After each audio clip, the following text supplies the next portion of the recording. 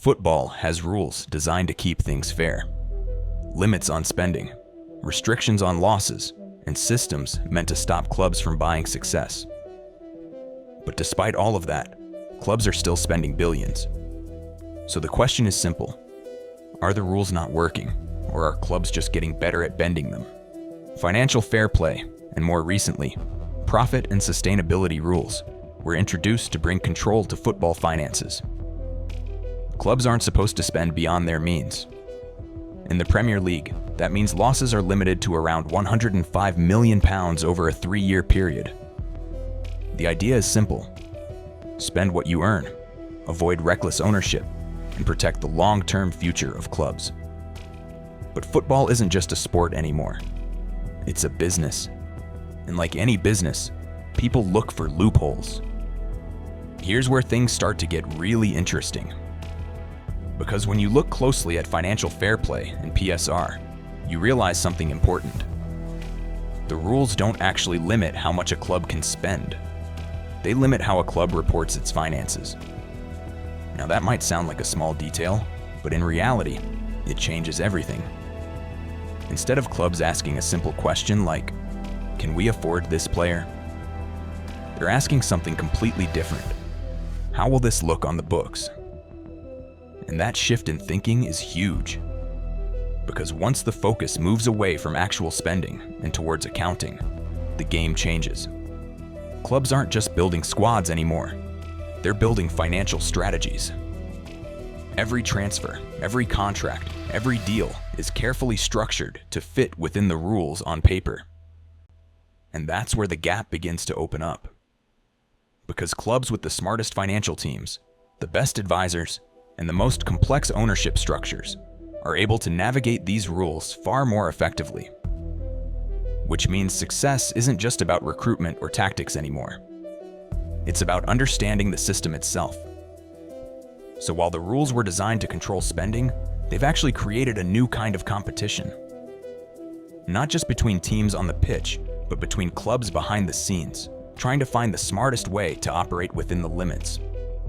Let's start with one of the biggest tools clubs use: amortization. When a club buys a player, they don't record the full transfer fee instantly. Instead, they spread the cost over the length of the contract. So if a player costs £80 million on an 8-year deal, that only counts as £10 million per year on the books. Suddenly, huge transfers don't look so huge. This is exactly what Chelsea has been doing, handing out long-term contracts to spread costs over time, which allows them to spend big without it looking like they're breaking the rules. It's completely legal, but it also means clubs can push spending further into the future. Now here's where things start to feel a bit strange, because sometimes clubs don't just manage spending, they create profit. Chelsea provided one of the clearest examples of this.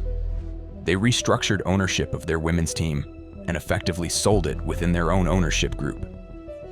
On paper, this created a large financial gain, which helped balance their books under PSR. But in reality, no external money entered the club. Nothing really changed financially. It was profit created through accounting. Now, this is allowed under the current rules. But many people argue that it goes against the spirit of what FFP was meant to do. Let us know how you feel about this. Another major area is sponsorships.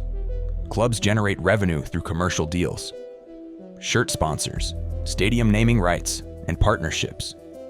And the more revenue you have, the more you're allowed to spend.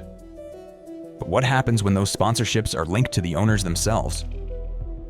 This has been a huge talking point around clubs like Manchester City and PSG, where deals have been signed with companies connected to ownership. The concern is simple. Are these deals truly worth what they claim? Or are they inflated to boost revenue on paper? Because if revenue is artificially increased, then spending limits increase too. And once again, the system can be stretched. Here's the thing. Individually, each of these methods might seem harmless. Spreading transfer fees, reworking ownership structures, maximizing sponsorship revenue. All of it is technically within the rules. But when you combine them, you start to see the bigger picture, because the clubs that benefit the most from this system are the ones with the most resources. The biggest ownership groups, the strongest commercial networks, and the smartest financial teams. Which means financial fair play doesn't just test how well a club is run on the pitch. It tests how well it's run behind the scenes. And that creates a new kind of gap. Not just between good teams and bad teams, but between clubs that understand the system and clubs that don't. So instead of simply limiting spending, these rules may have changed the game entirely.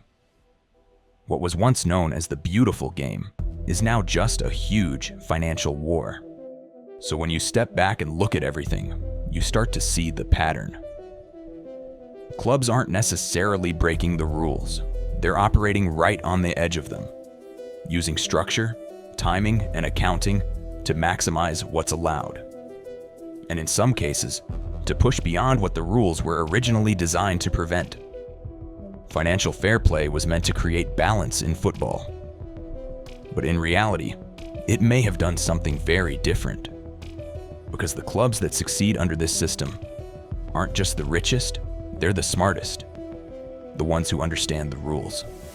The ones who know how to work around them. And the ones who can turn financial restrictions into an advantage. So maybe the question isn't just whether FFP works, it's who it actually works for. Because in modern football, success isn't just decided on the pitch anymore.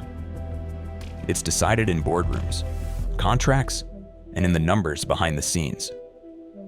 And if you look closely enough, you start to realize there's a lot more going on than what you see on match day. If you're interested in how money is really shaping the game, there's a lot more to uncover.